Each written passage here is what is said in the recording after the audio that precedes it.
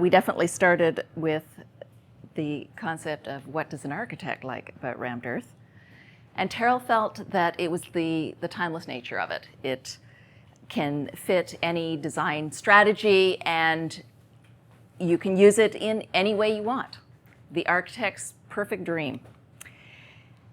And Greg mentioned the tactility. This is so big. We just had a couple of tours, Ontario Green Energy Doors Open and followed by the Ontario Natural Builders Building Coalition. Anyway, we had, needless to say, several dozen people come through the house. Every single one of them just couldn't wait to get their hands on the walls. And when you look at it up close, you get the sense of just how glorious that actually feels. It is indeed a different way of building. It's simple. We talk about what Andrew went through with designing the wall. And when you look at what a passive builder has to do to make a passive house actually work, how many layers are there in that wall? And what do they all have to do? And what happens when one of them wasn't installed just right? We just ram it in. That's it. You've got rammed earth, you've got insulation, and you've got rammed earth. That's it. It goes around the corners. It goes completely from the roof line down to the footing. There are no thermal bridges. These are ledger boards that are epoxied in place and balloon form framing.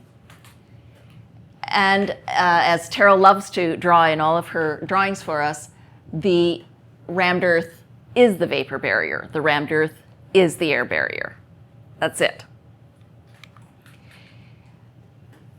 We do have one thing that we have when Greg mentioned proprietary and Australia, interestingly enough. This stuff comes from Australia, and that's what it doesn't do, that's what it does.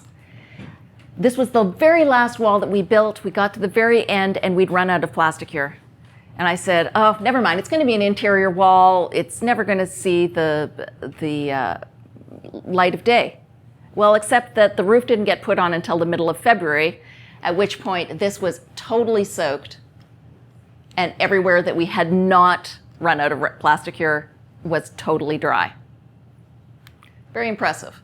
It makes a great exterior surface and a great interior finish. And isn't that one of the best things when you can eliminate, how many layers of processing have we eliminated by just having one substance that is your exterior finish, your vapor barrier, air barrier, blah, blah, blah, blah, blah, blah, blah, and your interior finish. It's it.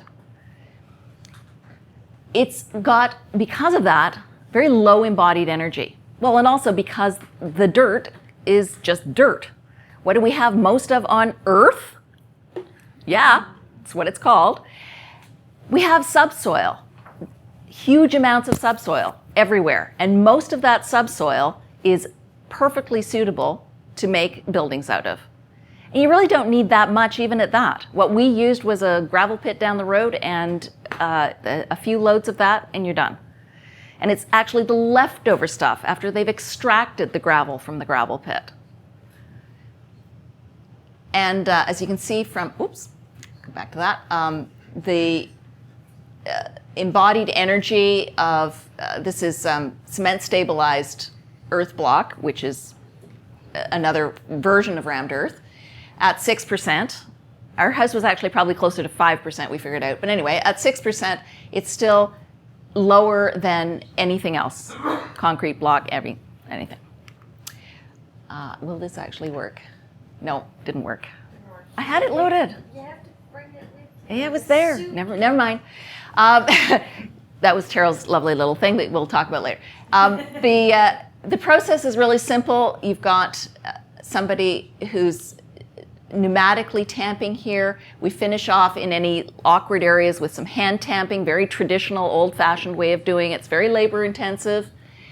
Does have an awful lot of rebar here in Ontario because it has to be an engineered building. No Ontario engineer is going to put a stamp on something without at least some rebar. But those workers, very intense labor, they love it. They absolutely love it. They beg me to come back and build some more. It's been around forever and a day. This is the Great Wall of China.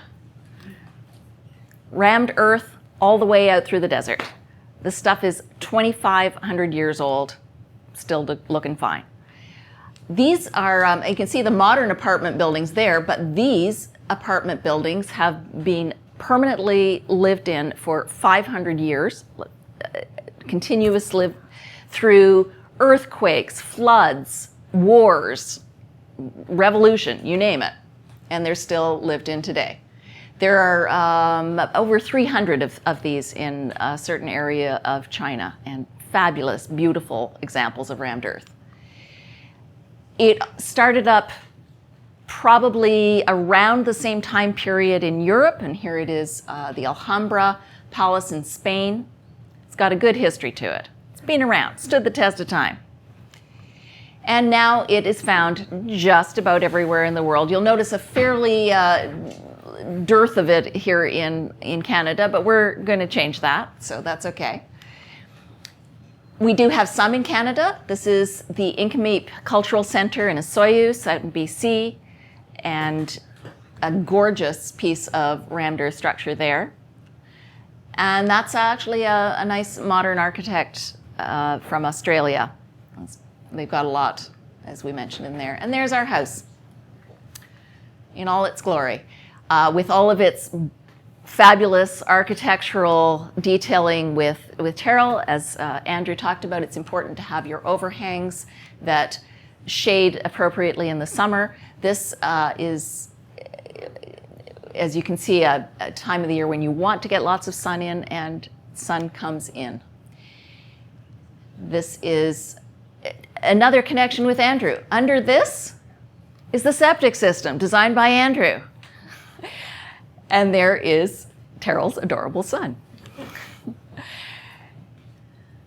When we are trying to sell passive houses, we've now come to the realization that the best way to do this is to tell people how incredibly comfortable it is to live in a passive house. And there's Maria nodding. Yes, it really, really is. How does it work with rammed earth? It's incredibly comfortable because you get that constant temperature, which is what you're aiming for in a passive house, but you also get constant humidity because the walls themselves not only absorb that light and the heat that's coming in the windows, but they absorb any excess humidity and release it when it gets drier. Naturally hygroscopic. But not only does the rammed earth absorb the light where the light hits, but it moves it very well through the material. So it's very absorbent of heat and then passes that heat naturally along. So that when it's lighting up one particular zone, the parts that are in shadow are the same temperature. You can put your hand on it and there's very little temperature difference. That heat quickly reaches equilibrium. And in the summer, see here, it must be the summer because the light is not on the wall anymore. In fact, this is just after the vernal equinox, in case you're keeping track. And the rammed earth continues to absorb that heat. And then in the nighttime, due to Terrell's brilliant design of passive ventilation, you get the nighttime purging, the air cools down, the walls cool back down again, and are ready to be recharged with any extra heat the next day. We don't have an air conditioner. We don't have a furnace. It's great. And there's my guilty secret. You can fill that bathtub up with water in the middle of winter, and that window does not steam up. When that heat comes in, and this on the right-hand side, it's a sunny January day, and the light's coming in, warming everything up inside the house. What's it doing to the outside? Well, the outside layer is also rammed earth. This is a little bit later and around the corner on the west side, and you get these places where you have a microclimate being created because of the rammed earth. This was not a windy day. In fact, think of the wind drifts. This was simply the way that the snow went through the cycles. We know that this is a complex problem. Although it's a very simple wall system, there are things going on with heat and moisture transfer through these walls that we have not been able to model yet. And it is a bit of a problem for us. We tell you rammed earth behaves in a way that no other substance behaves, and you kind of nod and go, yeah, everybody says that about their system. It really does, and has been observed in a vernacular sense for all of those thousands of years that people have been building with rammed earth and living comfortably in it and talking about how comfortable it is to live in it. We need to now set about to prove why it works and what's actually going on. We know it's a dynamic problem. It changes over time as the moisture gets absorbed, as the heat gets absorbed, as the heat disappears. What you're looking at here is there's our system with the insulation in the middle, and that's the temperature that it stays inside even though the exterior temperature is changing. Here's another system showing much the same thing, flat-lined interior measurements of temperature. And what's happening there is you get a time lag as the heat moves in and out.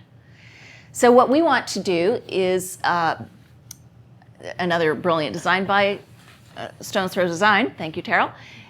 We are getting a lot of interest in building this. This is what we're hoping to be our affordable house. Rammed earth can be expensive because it is labor intensive. And to build a custom home where people just have these ideas of what they want, heaven forbid we allow clients to have ideas, but they do. And once that happens, that can get expensive. But with this, we're not giving clients the ability to have too many ideas. And in particular, we're not letting them have ideas about how the envelope goes. That's my job. I'm going to make sure that this is easily built by a rammed earth builder and that it performs to Passive House standard.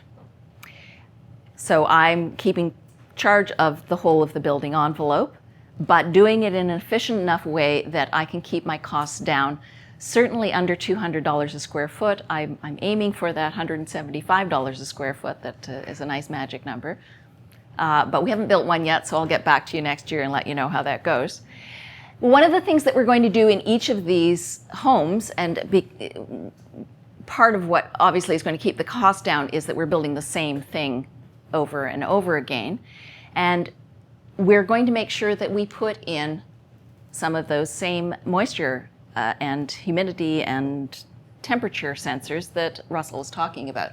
This is exactly the picture that he was showing you. And we're, as you can see, going to distribute them throughout the wall. We want to know how the heat is moving through the whole wall. What happens to the wall temperature right near the insulation compared to near the exterior parts of it. And we'll distribute them around the house so that we get a good sense of what's happening on each of the walls. Is it affected by where the sun's shining and where it's not? Are corners any different? So that's our concept. And I'm going to just point out that rammed earth can be an awful lot of fun to build, not just for the workers who just love ramming, but because you can have fun with what you do with it. This really is an architectural, a dream for an architect, a designer, for anybody. This is a feature wall that we built in Ottawa, a whole other story about getting building permits in Ottawa. And this was this summer where the clients had sourced some ammonite fossils that they wanted put in the walls. So we've certainly done some fun things. I think that's about it for the slides that I've got. And I think I've rushed through quickly enough that if you would like to ask a question, we can afford that. Everybody wants to know more about rammed earth. No? Okay, cool. Wow, this was so easy. Thank you.